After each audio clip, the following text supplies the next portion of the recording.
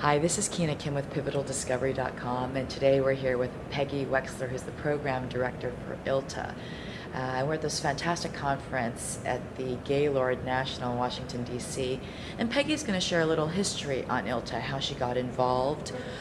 One of the interesting sessions that they brought to this conference this year was the Communities of Interest, and next year and going forward. Peggy, thanks for joining us. Well, ILTA has been around for about actually this is our 32nd annual educational conference. So I got involved in '84, and I was working for a law firm in San Antonio as IT director, and started coming in '84. ILTA started though as an organization of about 30 firms that had the same financial package.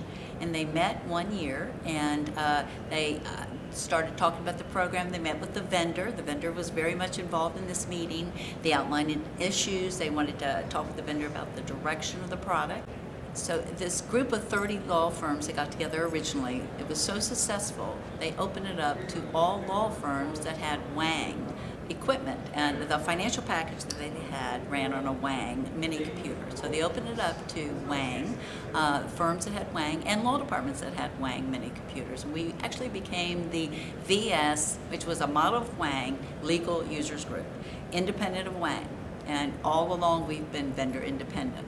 Okay, so this group, that was in the 80s, and that was so successful, but we saw that the demise of Wang and the mini computer and the incoming PC culture was coming. So they opened it up to any law firm or legal department that wanted to talk about technology. In the 1992, 93, we changed our name to LawNet. We were the VS Legal Users Group, then we became LawNet in the 90s.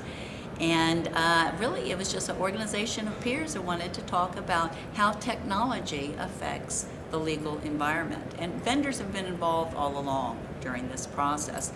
We didn't have paid staff. We hired our first paid staff, Randy Mays, who is now our executive director, 12 years ago.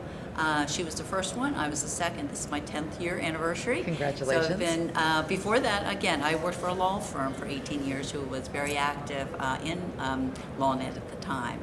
I ran the conference exhibit hall. I ran the conference.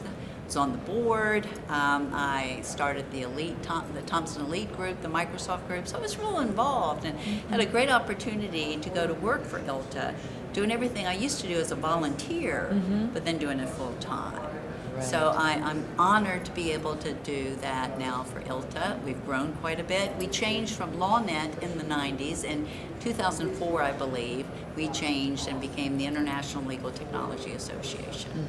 And that's our name, and we're going to stick to that name for a while. So hopefully you'll interview me 10 years from now, and I forecast it's still going to be ILTA at that time. Great. Well, thank you very much for a fantastic conference. Well, you mentioned something about the communities of service, if I could add. That was something that we added new. Now, we have peer groups. Yes. And these are groups of peers that we do programming around peer group interest. We have 17 of those now. We found that there were other communities out there that wanted to meet together early in the week before conference started. So that was something new we added this year. I think it was very successful. We'll include it next year, and each year we look at ways that we can improve the overall experience for our members and for our vendors.